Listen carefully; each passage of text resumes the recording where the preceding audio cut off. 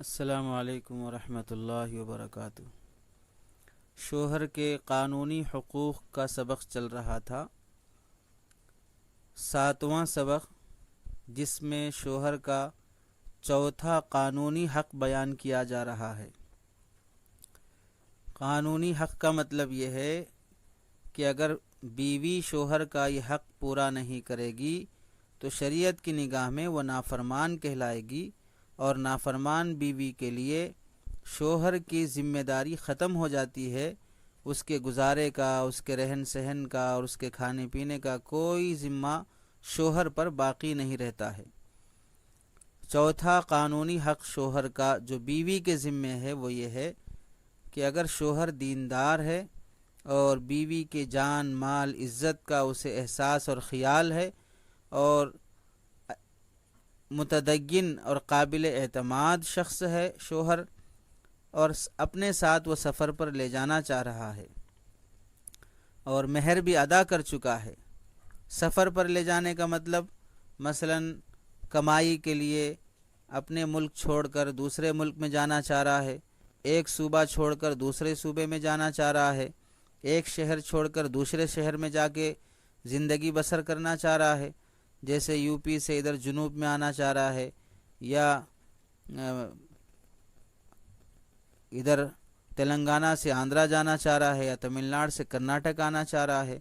یا ہندوستان سے Dubai Qatar یا کسی اور ملک میں جا کے رہنا چاہ رہا ہے، اور بیوی بچوں کو بھی ساتھ لے جانا چاہ رہا ہے،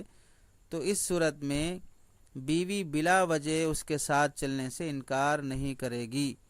اگر وہ انکار کر دے گی تو نافرمان کہلائے گی، کیونکہ جب شوہر دیندار ہے یا دیندار نہ بھی ہو، قابل اطمینان ہے کہ وہ بیوی بچوں کے اور بیوی کی جان مال عزت کا احساس اسے بھی ہے،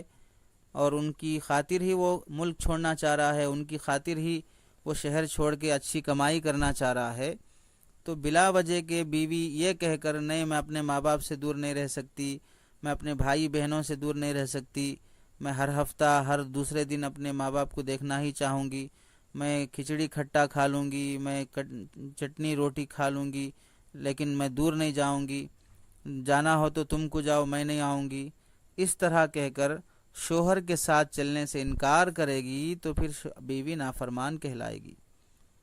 خدا کی نظر میں بھی وہ گنہگار ہوگی، اور قانونی طور پہ وہ حق سے بھی محروم ہو جائے گی۔ ہاں اگر شوہر بلا وجہ کے محض شرارت کی نیت سے، بیوی کو تکلیف پہنچانے کی نیت سے، اس کے ماں باپ کو تکلیف پہنچانے کی نیت سے، مثلا ماں باپ کہہ رہے ہیں کہ ہماری ایک ہی بیٹی ہے، ہم چاہتے ہیں کہ یہ ہماری آنکھوں کے سامنے رہے، کبھی وقتاً فوقتاً ہم آتے جاتے رہیں، آپ آتے جاتے رہیں، آپ کے لیے ماشاءاللہ یہاں پر اچھی جاب بھی ہے اور معاش کا اچھا نظام بھی ہے، آپ کی انکم بھی اچھی ہے، آپ پھر بلا وجہ کیوں ملک چھوڑنا چاہ رہے ہیں یا اپنا شہر یا صوبہ چھوڑنا چاہ رہے ہیں؟ لیکن شوہر یہ کہہ رہا ہے کہ نہیں بس مجھے چھوڑنا ہی چھوڑنا ہے، میں بچی لڑکی کو تم سے دور رکھنا چاہ رہا ہوں،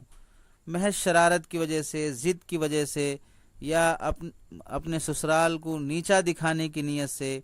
اس طرح اگر وہ دور رکھنا چاہ رہا ہو، یا نہیں تو بیوی کی مال دولت کو ہڑپنا چاہ رہا ہے۔ بعض مرتبہ ایسا بھی ہوتا ہے کہ اجنبی شہر کے لوگ آتے ہیں، شادی کر لیتے ہیں، اور لوگ اعتماد میں آ کر انہیں نکاح میں دے دیتے ہیں، وہ کہیں کے بھی ہو سکتے ہیں، کسی بھی علاقے کے ہو سکتے ہیں، شروع میں تھوڑا بہت اعتماد پیدا کر لیے، لوگوں کے دلوں میں محبت پیدا کر لیے، اپنی مکاری سے، اپنی میٹھی زبان سے، اپنی چال بازی سے، اندر وہی خباثت بھری ہوئی ہے، 2-4 بچے ہوئے، ایک شہر سے دوسرے شہر لے گئے، وہاں پر 1-2 مہینے رکھایا، اس کے بعد اچانک غائب ہو گئے۔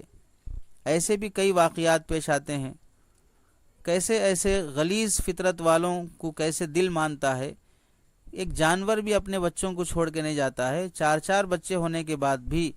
ایسے کیسز سامنے آئے ہیں کہ غلیظ فطرت کے ایسے خبیث انسان کے لوگ جنہیں جوتے چپل سے مارا جائے،